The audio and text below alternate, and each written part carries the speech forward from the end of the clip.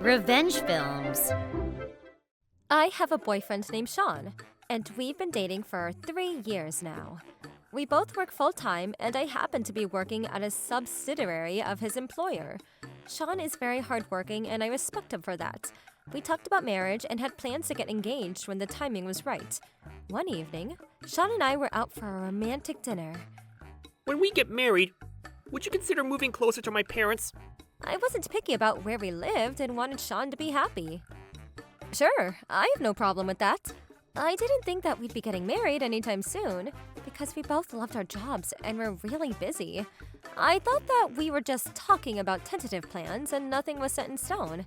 When we get married, we need to split the household chores too. I intend on continuing to work full-time. We don't need to work out the details yet, but I think that once we move in together, we should come up with a schedule that works for the both of us. What are you talking about? The household chores are part of your duties as my wife. I don't have time for that. I was shocked to hear those words come out of Sean's mouth. I had no idea that he felt that way. Wasn't it old-fashioned of him to think that taking care of the house was solely my job? I mean, I had a full-time job as well. Why would you say that household chores are part of my duties? Because they are. By the way, our family has a tradition whereby all the relatives gather on a weekly basis and enjoy drinks together. The drinks are now held at my parents' place. But once we get married, the drinks will be held at our new place. My mother is getting older, and she can't continue to host the drinks. You're eventually going to take on the role as hostess from my mother. Why are you making me do everything? That's not fair. And aren't we going to have kids right away? If we do, I won't have time to be hosting drink parties every week. I was pretty good at keeping my own house clean, so I knew that even after I got married, I would do my part in keeping our new home clean. I was worried about Sean, though, because his place was pretty messy and the clutter didn't seem to bother him. To be honest, I was put off by the fact that Sean left his dirty socks on the floor and kept his home untidy. If I didn't help him clean up, he would leave dirty dishes out on his table for days, which was disgusting. I was willing to put up with his flaws because I loved him, but seeing that he wasn't going to change his ways for me, I was starting to rethink our plans for marriage. If he didn't at least try to work on his lazy behavior, I wouldn't be able to work a full-time job and also take care of the chores on my own. I couldn't understand why he was being so inconsiderate. After we have kids, it's your responsibility to take care of them. This was unbelievable. Do you hear yourself, Sean? Our home and our kids are a joint responsibility. You can't make me do everything by myself. We're equals in this relationship. Well, my mother raised me without my father's help. You should be able to do it as well. I'm not your mother, and it would be beneficial for our kids if you were involved in raising them too.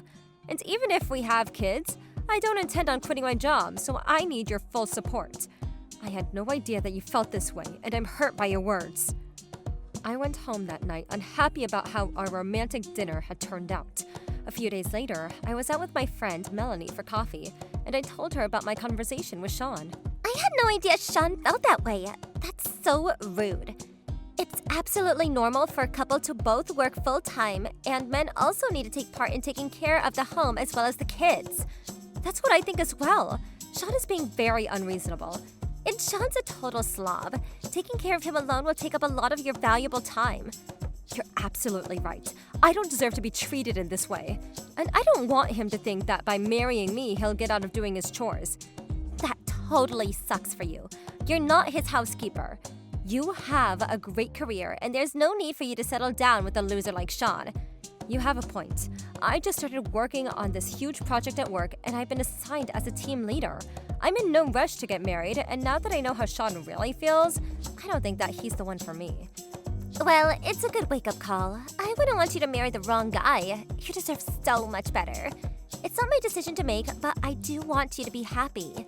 After talking things over with my friend Melanie, I began to think about what I wanted out of my relationship with Sean. I then received a text message from Sean. I want to introduce you to my parents this weekend. Are you free? Actually, I'm busy with work. Can we hold off on talking about marriage for a while? I need time to think things over. I don't get it. What's the matter with you? Aren't most girls thrilled when their boyfriends offer to introduce them to their parents? After I found out about how you feel about our life after getting married, I wasn't so sure that we wanted the same thing out of our life. Why would you say that? We've been together for 3 years now. Marriage is where we're headed. I can't work full-time and take care of the house on my own. Why not? You haven't even tried. So you don't care about the future of our relationship then? That's not the point, but either way, even if we were to get married soon, it's not going to work out if we're not on the same page. So you're saying that you want to break up with me then? If you're not willing to change your ways at all, I think that is the only thing that we can do. Fine. Then let's break up. Sean then hung up the phone on me. I cared for Sean, but now that I know that our values are so different, breaking up seemed like the best thing to do for us. The following week when I got home, I was shocked that there was a crazy rumor going on about me. Sean worked at the peanut company, and I was an employee of the subsidiary. Sean had used his power to get back at me.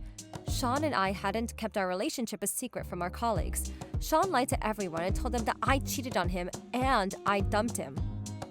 When I got to the office, people were giving me cold stares. She's the one that cheated on her fiancé with multiple guys, right? Yeah, I feel so sorry for her fiancé. Nobody deserves that. I was so shocked to hear that my colleagues believed Sean's words over mine. Due to the stress, I became ill and took a few days off of work. A few of my close colleagues believed my side of the story, but I was hurt that so many people believed Sean's side of the story instead of mine. It made all the difference that Sean worked at the parent company. People believed his word over mine. The workplace that I loved had now turned into a nightmare. A week later, my friend Melanie found out about what was going on at my workplace, and she was furious with Sean.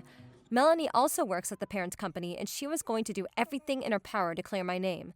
She was concerned that I had taken nearly 2 weeks off of work as a result of my breakup with Sean. Melanie told everyone my side of the story. Now that everyone knew that Sean had been lying, they were all furious at him, especially the female colleagues. How can Sean make up such vicious lies about our colleague? It's unforgivable.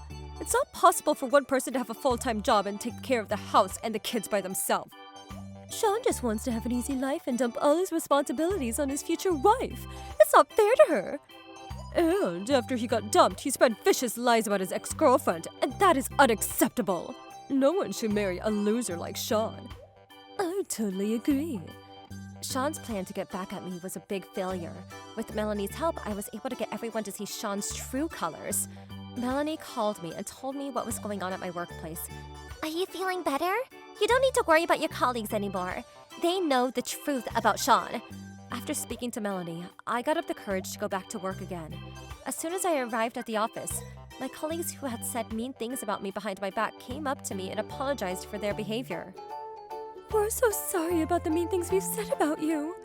The bad rumors about me stopped, and instead, Sean was now being criticized for his behavior. The female employees at the parent company were not happy with Sean. I can't believe that Sean made so many condescending comments about women. How rude. How sexist of you to say those things about your ex-girlfriend. You should be ashamed of yourself. With the cooperation from his female colleagues, Sean was not able to perform well at his company. Sean called me asking me to put a stop to this, but I told him that I was not interested in helping him out after what he did to me. Please help me convince my female colleagues that I'm not a bad guy! We broke up, and I'm not going to protect you. You need to fix your own mess. 6 months later, Sean was assigned to a different department in a remote location as his sales numbers had gone down considerably. I hope that Sean finally sees that he made a big mistake by looking down on women. I was very grateful to my friend Melanie for helping me get out of this nightmare. I was going to thank her by taking her out for a nice dinner.